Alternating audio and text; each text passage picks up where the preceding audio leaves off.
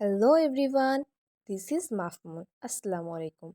Welcome to another new video. আজকে আমার আম্মু কোয়েল পাখি রান্না করবে, সেটা তোমাদের সাথে শেয়ার করব। তো কোয়েল পাখি রান্নার জন্য শুরুতে আমার আম্মু দুইটা কোয়েল পাখি নিয়ে নিল এবং কোয়েল পাখিগুলো ভালোভাবে পরিষ্কার করে নিচ্ছে।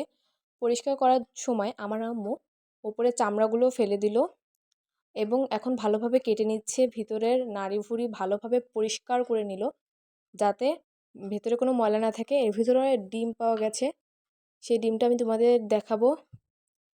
দেখো ডিমটা কত ছোট্ট। এখনই কলিজাও দেখাতে চলেছি তোমাদের। এখন আমার আম্মু কলিজাটা পরিষ্কার করছে, এই যে কলিজাটা।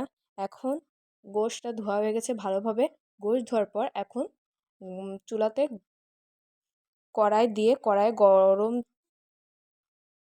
কড়াইয়ে তেল দিয়ে গরম করতে হবে। গরম করার পর এখন পেঁয়াজ, কাঁচামরিচ আর তেজপাতা দিয়ে দিতে হবে।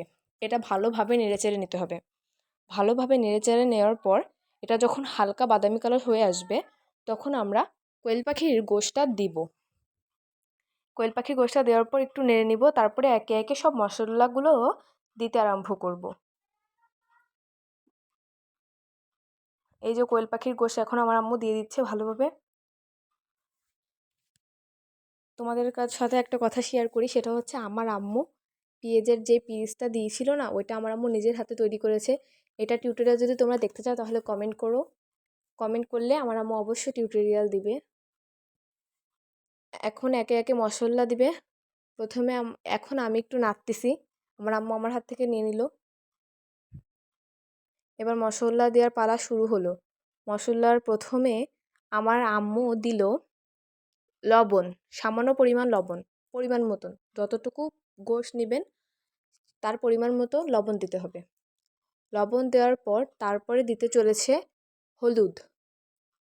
এই হলুদটাও দিতে হবে পরিমাণ মতন, বেশি দিলে কালার নষ্ট হয়ে যাবে, আবার কম দিলে কালার হবে না। তারপরে আদা বাটা, রসুন বাটা ভালোভাবে দিয়ে দিল, আর ঝাল বাটা, তিনটায় ভালোভাবে দিয়ে দিল। আমার আম্মু ঝালের গুঁড়ো ইউজ করবে, আবার ঝাল কাঁচামরিচও দিয়েছে, আবার ঝালও দিয়েছে, তিনটা ঝাল দিয়েছে। এই জন্যই এই কোয়েল পাখির মাংসটা খেতে এত মজা হয়েছিল।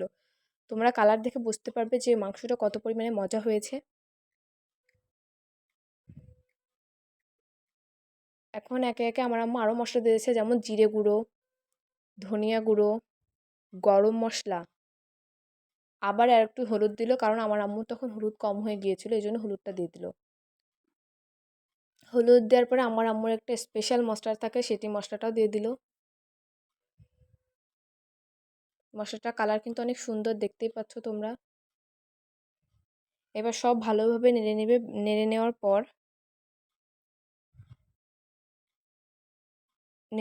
পর পানি দিয়ে কোয়েল পাখির মাংসটাকে কষাতে হবে। কষানো হয়ে গেলে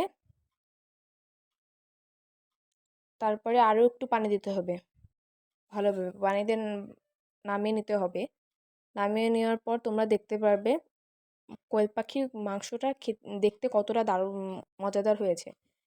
এই রান্না দেখে তোমরা বুঝতে পারবে যে খেতেও কতটা মজা হবে। তো ফাইনাল লুকটা দেখার জন্য তোমরা অপেক্ষা করো। সো গাইজ, ভিডিওটা এতটুকুই ছিল। আশা করছি ভিডিওটা তোমাদের কাছে ভালো লেগেছে। খুব শীঘ্রই দেখো নতুন কোনো ভিডিওতে।